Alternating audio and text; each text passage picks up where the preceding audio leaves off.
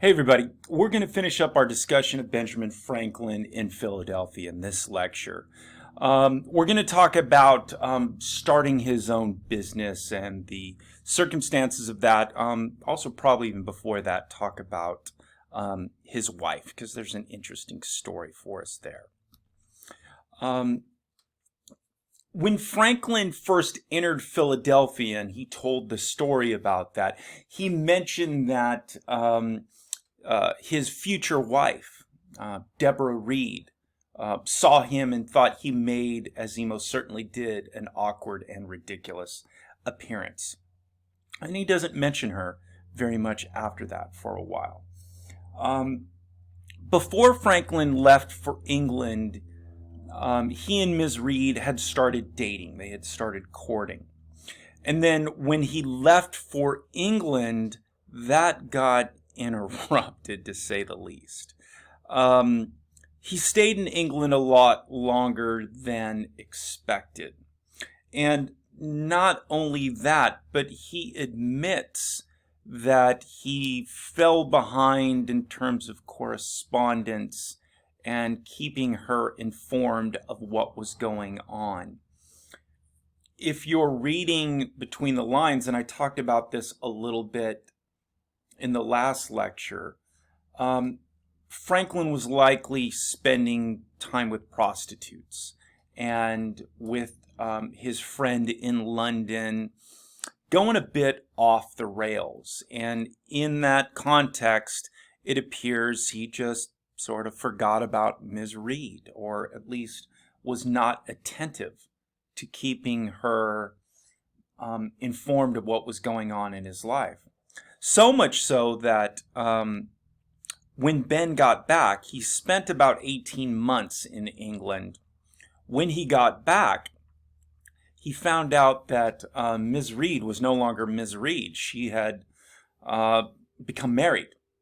And once again, sort of consistent with what I was talking about, his attitude about getting stranded in England, Ben blamed himself entirely for the collapse of that relationship. He admits, it was my fault. I left, I was gone too long, I didn't keep up with regular correspondence. I don't blame her at all for getting married. It was my fault. Remember, Ben always wants us to take responsibility for our life.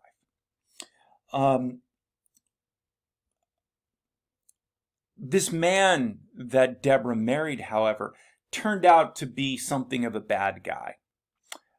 He was neglectful, he was inattentive, and abandoned Ms. Reed.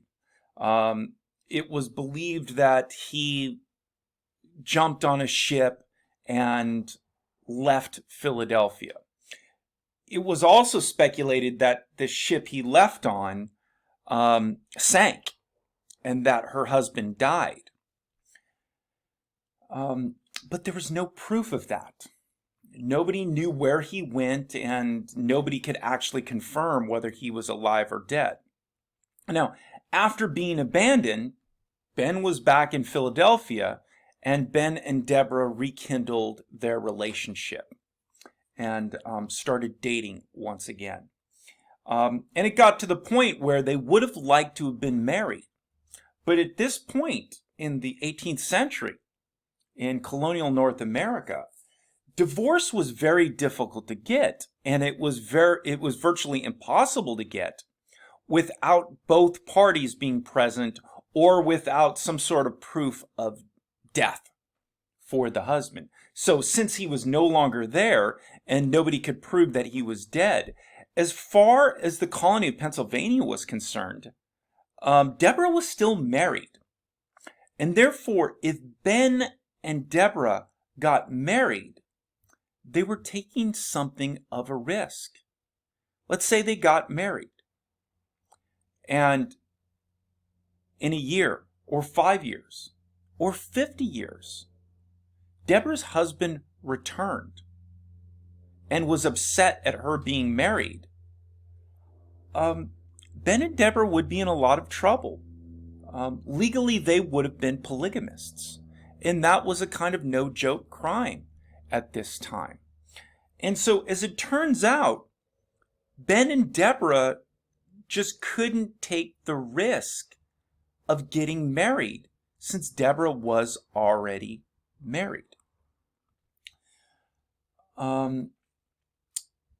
So what they decided to do was simply to start living together. They just started living together. Now, while living together, they called each other husband and wife. Ben called her wife, and Deborah called Ben husband.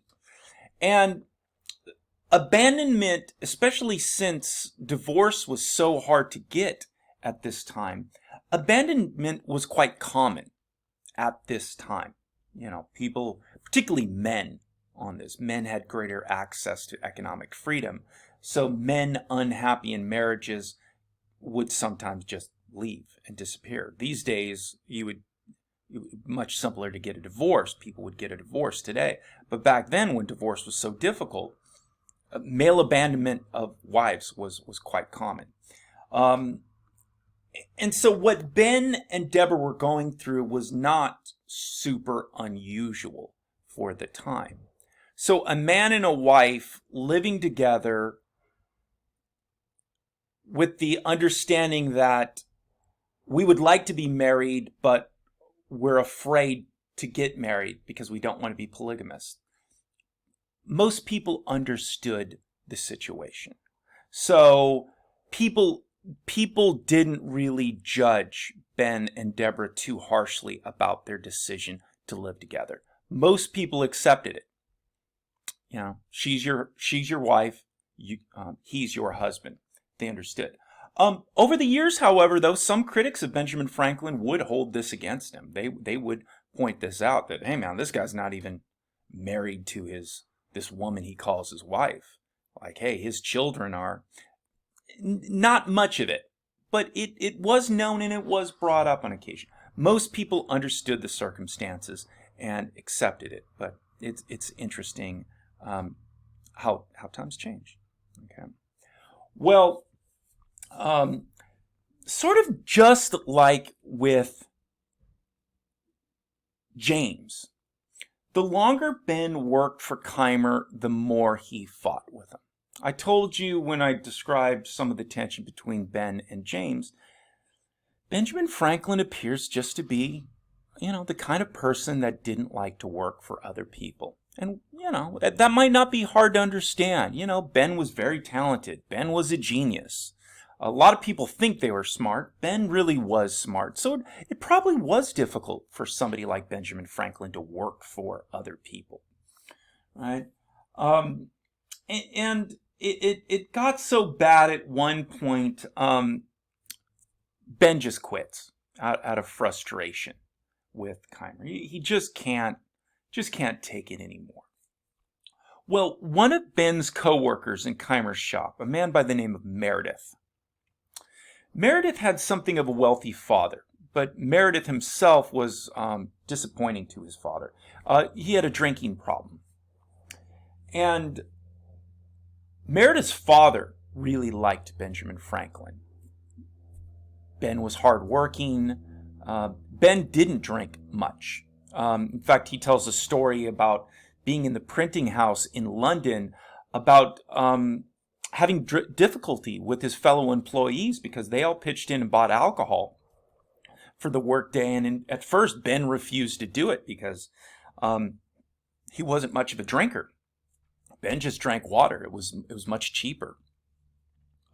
Ben would eventually relent just to smooth things out with his coworkers. But maybe one of the reasons why Meredith's father liked Ben so much was he didn't really drink that much. Plus, just Ben was a very hard worker. Right? I suspect Meredith's father was often telling his son, "Why can't you be more like that Benjamin Franklin?" I suspect Meredith heard that a lot. So when Ben quit, the younger Meredith comes to talk to Ben and says, "Hey, I've got an idea. How about you, Benjamin Franklin, and me, Meredith? What if we start our own printing business? My dad really likes you, Ben, and I'm sure he'll put up some of the money to start this printing business. I know, Ben, you have been saving money to start your own printing house. What if we're partners? All right, I'll get my dad to give us some money and we'll start our own printing business now. How does that sound? Ben's like, sounds great. I like the sound of that. Let's do it. Now, again, you couldn't just next day, go to Best Buy and buy printing equipment and start your business. It was going to take a while. Ben and Meredith were going to have to order printing equipment from England. Ben had learned his lesson about going to England this time, so he just sent letters and corresponded to order what he wanted. He did not go there this time. But it was going to take a while for this printing equipment to get built. So Meredith encourages Ben to go back and ask Keimer for his old job back. Meredith tells Ben Keimer recently received a very complicated order that he does not know how to do. He really needs you back. Go back, ask Keimer for your old job back. I'm sure he'll give it to you. And you'll be able to put up with taking the job because it's just going to be temporary. So whatever indignity you feel working for Keimer, is going to be short-lived. So it'll just be a temporary thing. Also, Meredith admitted that he wasn't very good in printing. When he was working for Keimer, he wasn't very attentive. He didn't want to learn that much. But he tells Ben, now that we're going to own a printing business, I'll really focus. And so you will also be training me before the printing equipment comes. So when it does arrive, Meredith, will be ready to really contribute and help our partnership. Right. Ben agrees. He goes back and works for Keimer in Oswald. Eventually, the printing equipment arrives, and Meredith and Franklin start their business. In the beginning, so far, so good. Meredith, in the beginning, is refraining from drinking alcohol. He's enthusiastic in the beginning about printing. Ben's got no problem personally. He's a great printer. His shop runs really well. He's getting customers. In the beginning, things are really going well.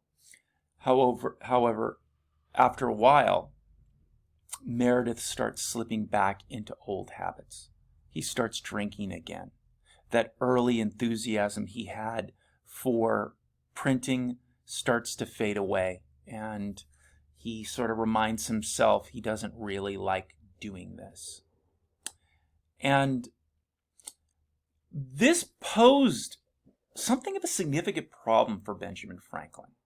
See, Meredith's alcoholism was becoming more evident. He was becoming a sloppier drunk. And it didn't really affect the quality of the work being produced in the printing house. Ben could handle all that himself. Ben hired other people, Ben trained other people. Strictly speaking, Ben didn't need Meredith. He needed Meredith in the beginning because Meredith's dad had some money. But he didn't actually need Meredith in the shop. But he was a partner and Meredith was showing up, but he was showing up drunk and sloppy. And at this time, in the 18th century, reputation was really important. And what Franklin feared was that Meredith's increasingly drunken and lazy reputation was going to start reflecting on Benjamin Franklin. And this was the worrisome thing. People were going to stop doing business, even if the quality of work was good, even if the prices were fair. Because this drunken, lazy man was associated with the business, because reputation was important. And so Franklin needed to find a way out of this partnership. And what he decides to do is what we would call today reverse psychology. Again, Franklin was really good with human nature. Franklin really understood how people operate in the real world, how people think in the real world. This is one of the reasons why people have read the autobiography so much. He's full of good advice and good insights into human nature and American character. One of the things Franklin was sure about is if he just confronted Meredith, got into a big blowout fight with Meredith and just said, listen, you lazy drunk, you're wrecking my business. I'm going to buy you out. You better sell what you have to me. We got to end this. Get the hell out of here. He knew that wasn't going to work. Right? Meredith was going to get defensive. Meredith was going to dig his heels in. And Meredith would maybe, even if he wanted to sell his side of the business, he might not do it just to spite Benjamin Franklin because of the way Franklin talked and treated him. So instead, Benjamin Franklin used reverse psychology and did exactly the opposite. He approached Meredith with seeming respect and tells Meredith, look, Meredith, clearly our partnership isn't working out. You don't seem to be very happy in this partnership. So I, Benjamin Franklin, propose that I will sell you my half of this business. And you, Meredith, could run this business all by yourself. And you could run it the way you want to run it. And I don't want there to be bad blood between us. So I'll tell you what, I'll sell you my end of the business. And you, Meredith, can be the sole proprietor of this printing house. Okay. By doing so, Franklin, by making this offer, Franklin was seemingly offering Meredith respect and taking responsibility for what went wrong. Now, Franklin was 100% sure Meredith was never going to accept this because Meredith didn't like printing and he was frankly pretty terrible about it. But by granting respect to Meredith, it allowed Meredith to drop his guard and to do exactly what Benjamin Franklin wanted him to do in the first place. Meredith responds by saying, no, Ben, I appreciate the offer, but why don't we do the opposite of that? Ben, you're really good with this printing. You're knowledgeable about it. You're passionate about it. I thought I might like printing better if I was an owner, but now that I'm an owner, I still don't like it very much. So I have a different idea, Benjamin Franklin. Why don't I, Meredith, sell you my half of the business, and then you, Benjamin Franklin, could run it all by yourself. How about that? This is what Ben wanted to happen the whole time. But he used some reverse psychology to make this happen. And so Ben accepts Meredith's offer. And so in 1728, at the age of 22, now Benjamin Franklin is the sole proprietor of his own printing business. Okay. He tells us a little bit more about some other things. I'll talk about one more other thing before we end this lecture. But it's really revealing where Benjamin Franklin ends his story.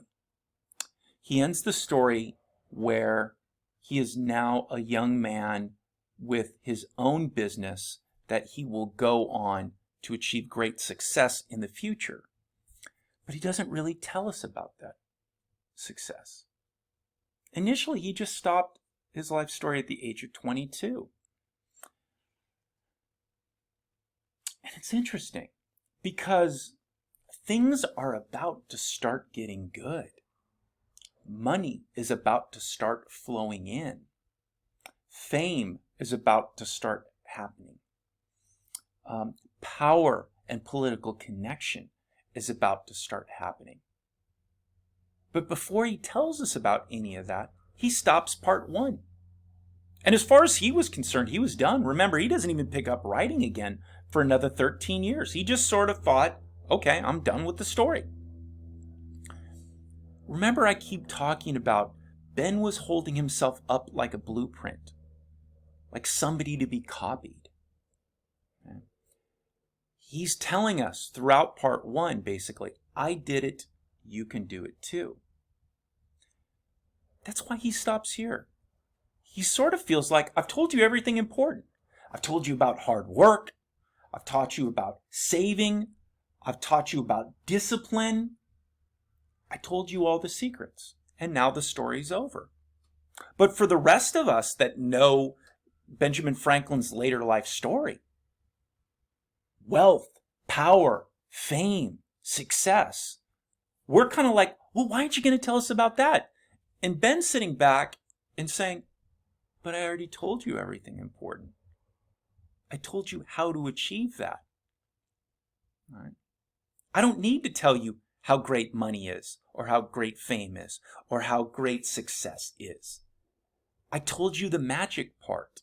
I told you about the hard work, the savings, the discipline, the attempt to make good decisions. I told you what you need to know. And so I stopped the story. I told you everything you needed to know. All right? It's interesting where he stops this. All right? I suspect at this point it's almost like he's afraid to keep talking. When he starts describing money coming in, power, political power, fame, success, almost like it might distract us, to lose sight of what's really important. What was really important was the hard work, the discipline, the savings. That's what he wants to talk about. Later on in part 3, the closest Ben really gets to describing how great it is to be rich is he describes an incident where he sat down to eat a meal and he looked down and his old pewter spoon that he had had for years had been replaced with a new shiny silver spoon. And at first he's upset at his wife because his wife bought it without him knowing. And he's a bit indignant at first, asking her, what happened to the old perfectly good pewter spoon I had? I didn't need a new spoon. I especially didn't need a silver spoon.